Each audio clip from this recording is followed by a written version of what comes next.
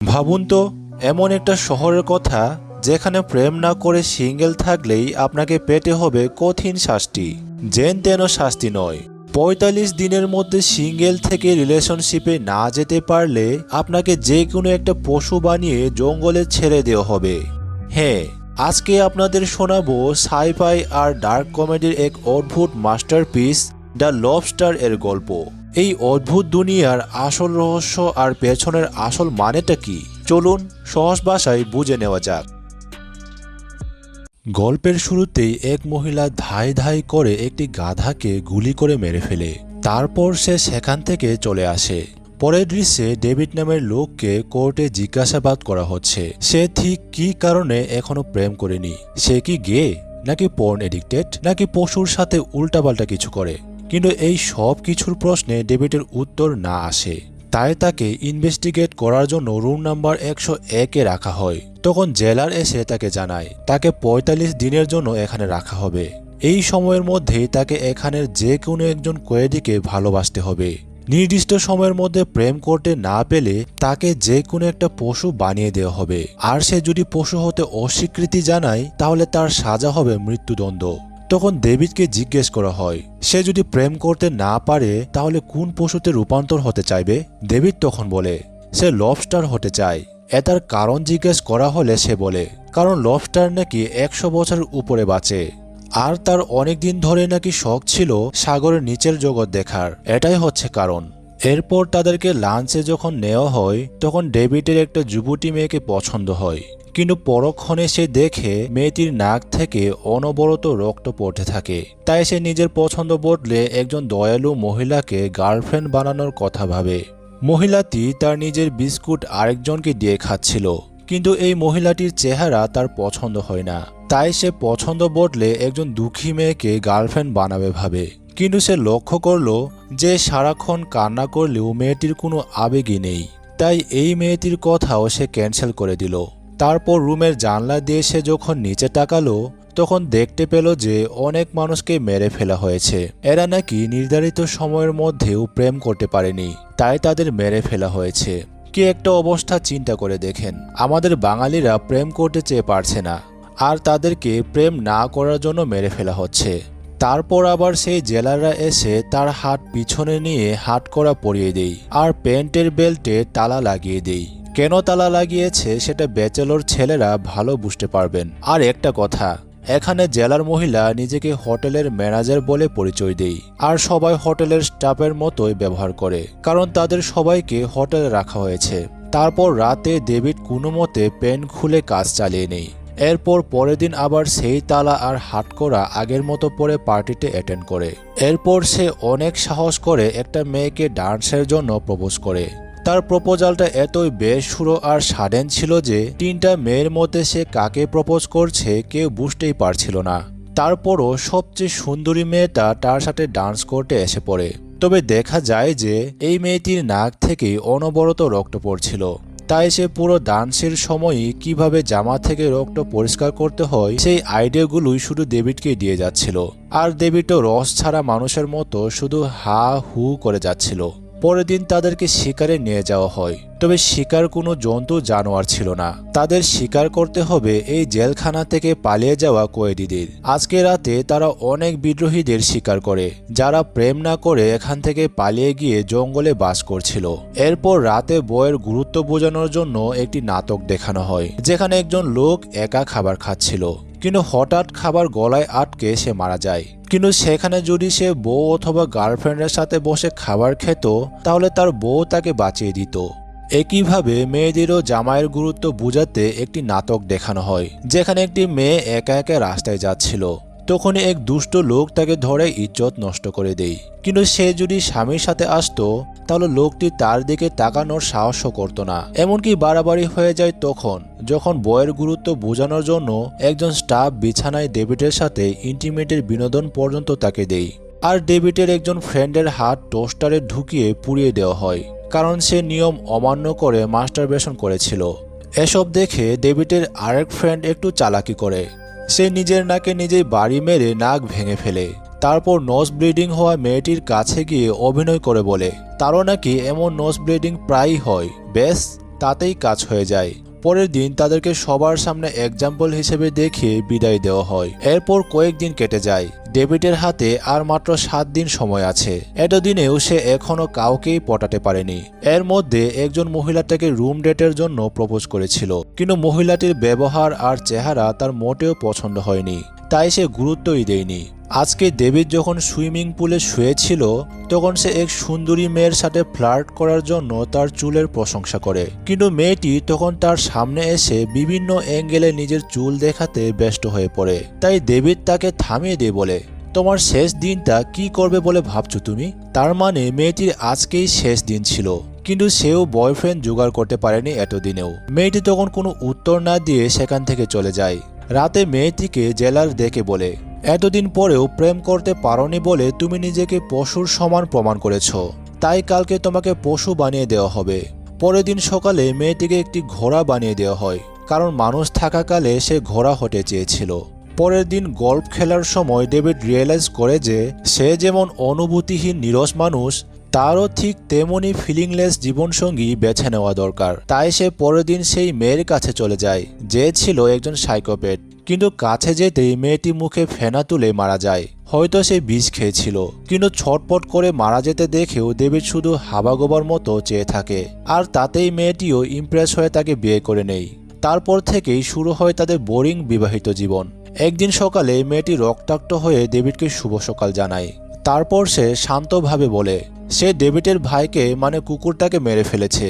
ডেভিডও কোনো রিয়েকশনই দেয়নি, যেন কুকুর মারা যাওয়াতে তার কোনো কিছুই আসে যায় না। কিন্তু ওয়াশরুমে গিয়ে সে কুকুরটাকে দেখে ফুপিয়ে কান্না শুরু করে দেয়, কারণ কুকুরটাই তার এতদিন বেস্ট ফ্রেন্ড ছিল।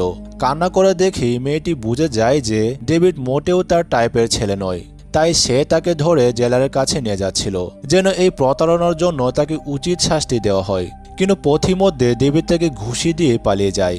মেয়েটি তখন আবার ডেভিডকে ধরতে তার পিছনে শুরু করে। তখনই হোটেলের এক স্টাফ তাকে বলে, আপনার স্বামী সামনের দিকে দৌড়ে গেছে। তাই মেয়েটিও সামনে দৌড়ে যাচ্ছিল, কিন্তু তখনই পিছন থেকে ডেভিডটাকে শুট করে মেরে ফেলে। যে রুম থেকে সে বার হয়েছিল সেখানে দেখা যায় আরেকটা বৃদ্ধের লাশ পড়ে আছে। তার মানে এই স্টাফের সাথে তার চুক্তি হয়েছিল, তুমি আমার হাজবেন্ড মারতে আমাকে সাহায্য করো, আর আমিও তোমাকে তোমার বউ মারতে সাহায্য করব। কিন্তু ডেভিড যখন তার বউয়ের লাশ ডিসপোজ করছিল তখন সে মেয়েটিকেও মেরে ফেলে, কারণ তার মার্ডার এখন এই মেয়েটি একমাত্র সাক্ষী ছিল। তারপর সে জঙ্গলে পালিয়ে যায়। সেখানে তার সাথে দেখা হয় দেশ থেকে পলাতক কয়েদিদের লিডারের সাথে। সে ডেভিডকে বলে, তুমি আমাদের গ্রুপে জয়েন করতে পারো, তবে নিয়ম হচ্ছে কোনো প্রেম করা যাবে না, কোনো সেক্স করা যাবে না। যদি এই দুইটার কোনো একটা করতে ধরা পড়ো তাহলে কঠিন শাস্তি পেতে হবে। তার মানে এখানে বিদ্রোহীরা দেশের নিয়মের উল্টো নিয়ম বানিয়ে রেখেছিল। পাশে একজন নিগ্রো ছেলে দাঁড়িয়েছিল। ডেভিড যখন জিজ্ঞেস করে ছেলেটির মুখের কি হয়েছে, তখন পাশের আরেকজন বিদ্রোহী জানায় সে নাকি নিয়ম না মেনে একটা মেয়েকে কিস করেছিল, তাই তার ঠোঁট সহ জিহ্বা কেটে দেওয়া হয়েছে। বুঝতেই পারছেন এখানে নিয়ম কতটা শক্ত। তারপর ডেভিড ও অন্যান্য বিদ্রোহীদের ট্রেনিং দেওয়া হয় কিভাবে তারা শিকারীদের হাত থেকে বাঁচবে। সেখানে এক মেয়ের প্রথম দেখাতেই ডেভিডকে ভালো লেগে যায়। সে মনে মনে তাকে স্বামী হিসেবে কল্পনা করতে শুরু করে, কিন্তু এখানে তো প্রেম, ভালোবাসা, সংসার সব নিষেধ। তাই সে মনের ইচ্ছা মনেই রেখে দেয়। তবে ডেভিড যখন শিকারীদের হাতে ধরা পড়ে যায় তখন সেই এসে ডেভিডকে বাঁচায়। বিনিময়ে ডেভিডও তাকে রোজ একটি খরগোশ গিফট দিত। কয়েকদিন পর লিডার সহ কয়েকজন মিলে শহরে শপিং করতে আসে। তারা সবাই স্বামী স্ত্রী সেজে আসছিল। যেখানে কেক খাওয়ার সময় লিডার লক্ষ্য করে ডেভিড ও আমান্ডার মধ্যে এক অন্যরকম কেমিস্ট্রি তৈরি হচ্ছে, কিন্তু সে চুপচাপ শুধু তাদের তামাশা দেখে যায়। শপিং শেষে ডেভিড যখন একা দাঁড়িয়েছিল তখন পুলিশ তাকে সিঙ্গেল ভেবে গ্রেপ্তার করতে চায়, কিন্তু ডেভিড বলে সে মোটেও সিঙ্গেল নয়, সে তার স্ত্রীর সাথে শপিং করতে আসছে। কিন্তু অফিসার বিশ্বাস না করে তাদের বিয়ের সার্টিফিকেট দেখাতে বলে। তখনই মেয়েটি সেখানে এসে পড়ে আর বইয়ের মতো অভিনয় করতে শুরু করে। তাই অফিসারটি তাদেরকে সরি বলে চলে যায়। তারা যখন জঙ্গলে ফিরে আসে তখন দেখা যায় যে তারা শুধু অস্ত্র কিনতে শহরে গিয়েছিল, আর আজকে রাতে তারা জেলার সহ দেশের সব বিখ্যাত প্রেমিক জুটিকে হত্যা করার প্ল্যান করে ফেলেছে। লিডার ও আমান্ডা ও আরেকজন লোক মিলে জেলার ও দেশের নেতাকে কিডন্যাপ করে। তারপর বন্দুকের সামনে নিয়ে তাকে জিজ্ঞেস করে, তোমার বউকে তুমি 50-এর মধ্যে কত ভাগ ভালোবাসো? নেতা তখন বলে 40 ভাগ। তখন লিডার বলে 50-এর মধ্যে 40। তার মানে ভালোবাসা খুবই স্ট্রং মনে হচ্ছে। এখন তাহলে তোমাকে একটা অপশন দেই, তুমি যদি তোমার বউকে মারতে পারো তাহলে আমরা তোমাকে ছেড়ে দিব, নতুবা বউকে বাঁচানোর জন্য তুমি মরে যাও, কোনটা চয়েস করবে? নেতাজি তখন বউকে খুন করাকেই বেছে নেয়, তাই তার হাতে একটি পিস্তল ধরিয়ে দেওয়া হয়। কিন্তু সে যখন শুট করে তখন দেখা যায় যে বন্দুকে কোনো গুলি ছিল না। তখন বিদ্রোহীরা সবাই মুচকি হেসে সেখান থেকে বার হয়ে যায়। অপরদিকে ডেভিড তার পুরাতন ফ্রেন্ডের বাড়িতে চলে যায়। সেখানে গিয়ে সে তার পরিবারকে সব সত্য বলে দেয়। জ্যাকের আসলে কোনো নোজ ব্লিডিংই হয় না, সে তোমাকে মিথ্যা বলেছে।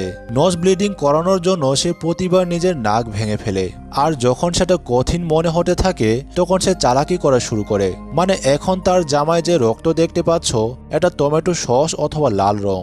এটা শুনে মেয়েটি তাকে একটা কষে চড় মারে। তারপরও ডেভিড জ্যাকের ব্যাপারে তার সমস্ত খারাপ দিকগুলো বলেই যায়। তাই জ্যাক তাকে জোর জবরদস্তি সেখান থেকে তাড়িয়ে দেয়। তবে তার ফ্যামিলিতে অলরেডি আগুন জ্বলে গেছে। রাতে দেখা যায় সবাই জঙ্গলে হেডফোন লাগিয়ে নিজের মতো নাচানাচি করছে। তার মানে তাদের উদ্দেশ্য কাউকে খুন করা ছিল না, বরং নামি দামি ব্যক্তিদের সংসার ভাঙাই ছিল তাদের মূল উদ্দেশ্য। পরের দিন ডেভিড লক্ষ্য করে আমান্দাকে একটা লোক খরগোশ গিফট করছে, আর আমান্দাও তার সাথে অনেক খুশি হয়ে কথা বলছে, যেটা তার মোটেও পছন্দ হয় না। তার হিংসায় গা জ্বলছিল, তাই সে আমান্দাকে গিয়ে বলে, তোমার যদি খরগোশের প্রয়োজন হয় তাহলে আমাকে বলবে, দরকার হলে আমি দিনে 3 থেকে 4 বার তোমাকে খরগোশ শিকার করে দিব, তবু অন্যের কাছে খরগোশ চেয়ে নিজেকে ছোট করো না। এরপর ডেভিড দুজনের জন্য একই রকমের আইপড কিনে আনে। তারপর হেডফোন কানে লাগিয়ে তারা রোমান্টিক ডান্স শুরু করে দেয়। আর এক সময় তাদের ডান্স কিসে পরিণত হয়। এরপর থেকেই তারা সবার সামনেই ইশারা ইঙ্গিতে কথা বলা শুরু করে। তারা নিজেদের জন্য একটি আলাদা সংকেত বানিয়ে ফেলেছিল। তারা এতই বেপরোয়া হয়ে যাচ্ছিল যে লিডারের সামনে শুরু করে দিচ্ছিল, আর তারা জঙ্গল ছেড়ে শহরে পালিয়ে যাওয়ার প্ল্যানও করে ফেলেছিল। তাই একদিন লিডার ডেভিডকে নিয়ে জঙ্গলে একা চলে যায়। তারপর নিজের খবর নিজে খুঁড়িয়ে তাকে দিয়ে নিজেকে দাফন করায়। তারপর সে আমান্দাকে নিয়ে একটি ক্লিনিকে চলে যায় আর তার 2 চোখ নষ্ট করে ফেলে। কয়েকদিন পর ডেভিড যখন ফিরে আসে তখন সে জানতে পারে আমান্দা অন্ধ হয়ে গেছে, তাই সে বিষণ্ণ হয়ে ফিরে যায়। কিন্তু সে পরের দিন থেকে আবার নতুন উদ্যমে আমান্দাকে বিভিন্ন জিনিস ফিল করাতে থাকে। তবে আমান্দা এবার তার সাথে আর ক্লোজ হতে চাচ্ছিল না, কারণ মৃত্যুর মুখ থেকে তারা অলরেডি ফিরে এসেছে। এখন আরেকবার লিডারের হাতে ধরা পড়লে আর রক্ষা নেই। তাই রাতে ডেভিড লিডারকে বাড়ি দিয়ে অজ্ঞান করে দেয়। তারপর তার হাত পা বেঁধে তার নিজের জন্য খোঁড়া কবরে শুইয়ে দেয়। তারপর সে আমান্দাকে নিয়ে শহরে ফিরে আসে। এরপর রেস্টুরেন্টে ঢুকে সে আমান্দাকে তার আঙুল, কনুই ও হাসি দিয়ে দেখাতে বলে। তারপর সে ওয়েটারকে বলে তাকে কিছু কাঁটা চামচ ও ধারালো চাকু দেওয়ার জন্য। এটা শুনে আমান্দা ভয়ে কুঁকড়ে যায়। ডেভিড কি করতে চাচ্ছে সে বুঝতে পারছিল না। ডেভিড তখন চাকু নিয়ে ওয়াশরুমে চলে যায়। তারপর মুখে টিস্যু গুজে দিয়ে নিজের চোখ বরাবর চাকু ঢুকিয়ে দেয়। অপরদিকে আমান্ডা ডেভিডের জন্য ঘন্টার পর ঘন্টা অপেক্ষা করে থাকে, কিন্তু ডেভিডের আসার কোনো খবরই থাকে না। হয়তোবা সে অজ্ঞান হয়ে পড়ে আছে ওয়াশরুমেই। সত্যিকারের ভালোবাসা হয়তো এমনই হয়, এটা কোনো চাপ, কোনো বাধা আর কোনো নিয়ম দিয়ে আটকানো যায় না। ভালোবাসা যেমন জোর করে করানো যায় না, তেমনি জোর করে আটকে রাখাও যাবে না। এটাই হয়তো এই মুভির মূল শিক্ষা। আপনার কি মনে হয় সেটা কমেন্টে জানিয়ে দিন।